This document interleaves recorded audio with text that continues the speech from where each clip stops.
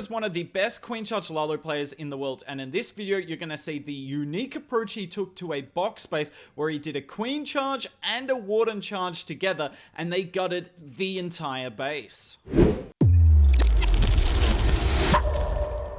Alright, so this is the replay where Teemper stunned the entire live stream. He did this live on stream, and I want to show this approach. So he's going to Queen Charge the Town Hall with the Warden. Now, one thing that you have to have, as you see that wall breaker does there, you have to be able to wall break this outer wall for this approach to work. You can't really do this approach going in like that. Like, you probably could, but it's far more risky. So he knew the wall breaker would target that outer wall, so that's something worth noting. You also need to be able to get Flame Flinger value on the side.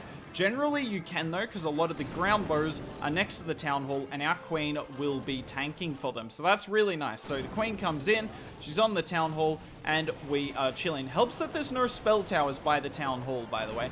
That is a definite plus for us here. But notice he hasn't put the Warden down yet. So Queen doing her thing, kind of chilling, and we're not putting the Warden down until we absolutely have to. So we come in with the Warden, with the Rage, and we're just going to keep freezing for the Queen. Then we're going to use the King on the bottom side, so Flame Flinger on one side, King on the other, and we're just going to keep freezing this Monolith. We can't allow this Monolith to destroy our Queen. But watch, something worth noting, right? Because Teemper does a lot of ground Warden attacks with the Queen Charge Lalo, he is bringing, you can't see it in the attack, but he is bringing the Frosty. And the Frosty's so handy if you're going to do this. Because you watch what these Frostmites are doing. Not only are they tanking the Monolith, but they are actually slowing it down. I didn't give you too much time to look there, but you would have seen just for a half a second, the Frostmites did make contact.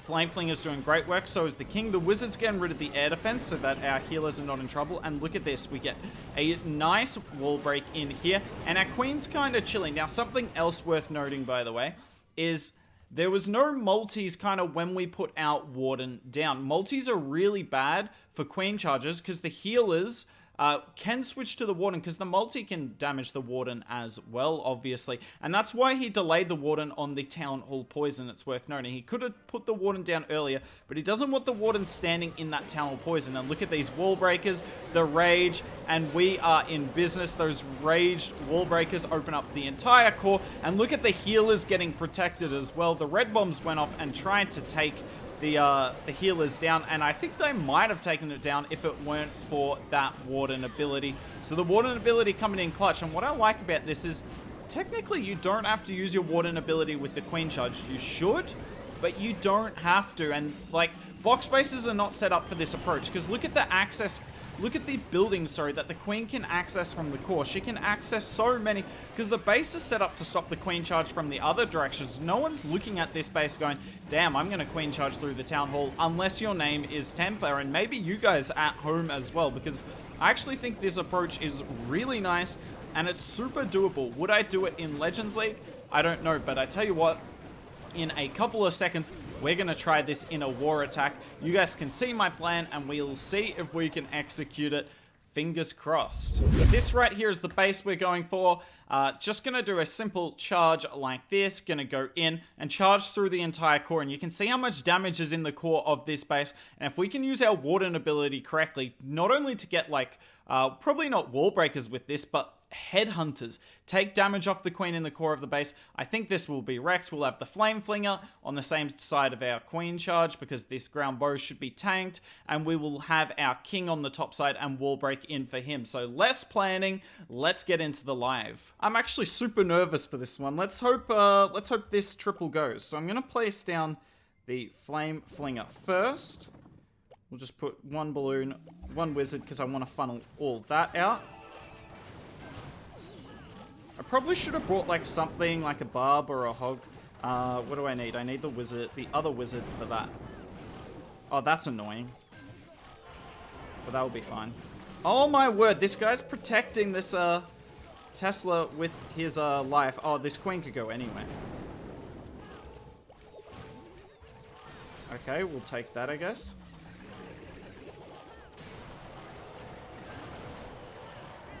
Sneaky gobs to funnel. We got the baby drag on the top side. Yet again, we're going to be... Oh, I should have... Nah, this will be alright. This will be alright. Hopefully the Flame Flinger goes.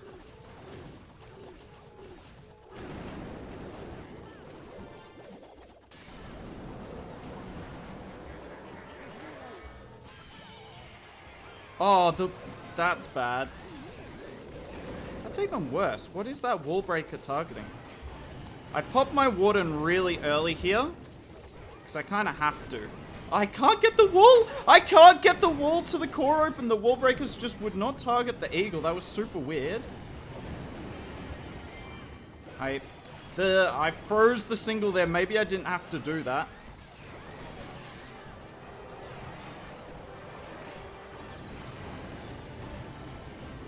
We're getting like a split CC here.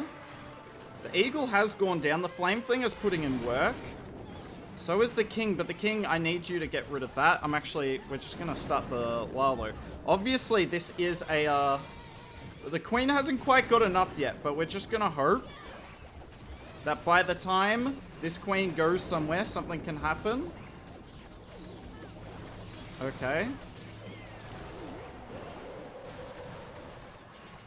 Oh, the queen ability went off. That's fun. And you're seeing the problem here in terms of the, there's no Warden.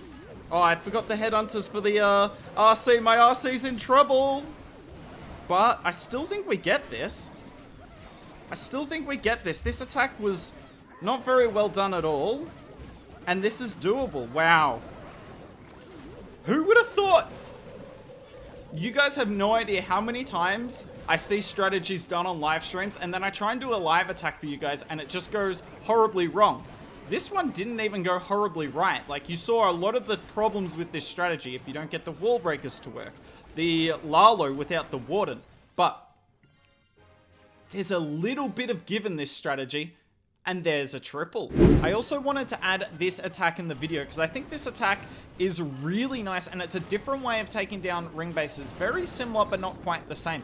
Worth noting, by the way, look at how well he's doing with not letting these mortars to shoot at his flame flinger because the flame flinger needs to get OP value. Now, unfortunately, that wasn't too good. Just really unlucky. The barb, the barb and the flame flinger end up on the same tile. But before too much happens, I'm gonna pause it here because the old school and generally the best approach to ring bases like this is you want your queen to go in on the side. Why do you want to do this? Because it's a lot easier to funnel your queen on a side than on a corner. Because on a corner, it's just really hard to control which way she goes. So you much rather her come in on a side. And to do this, you're going to use the flame flinger on one side. You just pick the side which has the least anti-flame flinger targets. As you can tell, this area of the base is free for a flame flinger. And then you use the king that you see here to funnel at the other side. Now, most of the time with the king, you'll also use the RC. But in this attack, Teemper runs into a problem with doing that. We'll get to that in a second. And he adjusts with a really nice counter. And it looks bad, but it's actually really smart.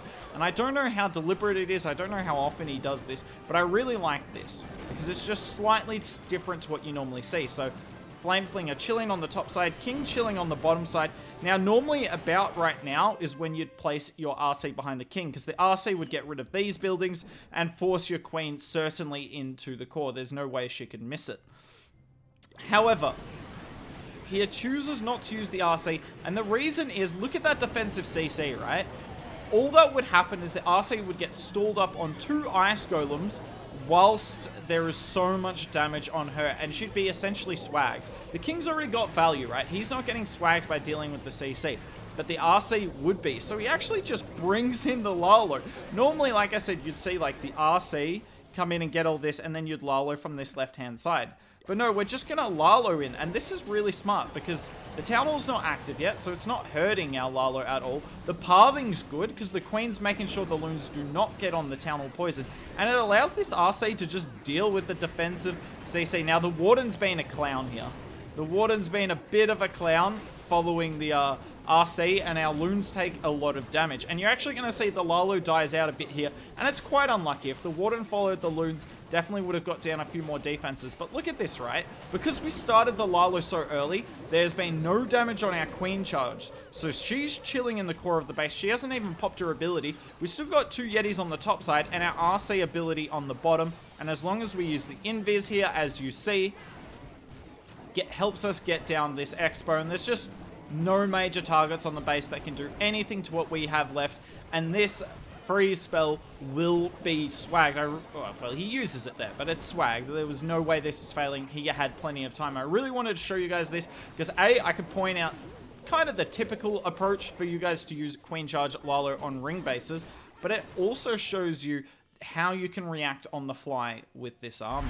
Figured I'd finish off the video with another ring base. This ring base is double rage, and this even more so will be the meta because double rage is so bad for queen charge attacks. So, you know, all the queen charge hogs you see at the moment, the queen charge Lalo, even if there's queen charge hybrid or super hogs in the meta, will be hard countered by this style of base. So definitely look forward to, or not look forward to, seeing double rage towers on ring bases everywhere. A lot of the top players are running them at the moment. So I wanted to show you this to see how you can kind of take it down. Now, unfortunately, that loon is like a second late because it could have tanked the single, but we get a really nice freeze in there. Same sort of thing, but notice not using a flame flinger this time because Teemper doesn't think he needs to funnel the top side. He's not really scared of the queen walking out of the core in that direction. If he was scared, then you would see something like the flame flinger or the drill early on. Nice hog and balloons, and look, this is exactly what you want to do. Get them to take down the single. You don't want your queen to be dealing with the single as much as possible, particularly when she's under CC duress. Now, we use the invis there, and that was perfect, because I believe the queen was going for that pet house, and if she goes for the pet house, there's no way we're funneling into the core because she's likely going to go like pet house, bomb tower, and she could just as easily go for any of these buildings around here. So you can't really control it. So uses the invis perfectly. That's why you always want to not use your invis as your first utility spell. Much rather save on to it till later. By the way, I haven't even pointed it out. He had the drill on the RC on the top side. Now, most of the time, I would recommend you use the stone slammer. But if you're using the drill and the RC together, that's a much better combination. They work in tandem a whole lot better because obviously the drill can tank for the RC and also stun defenses.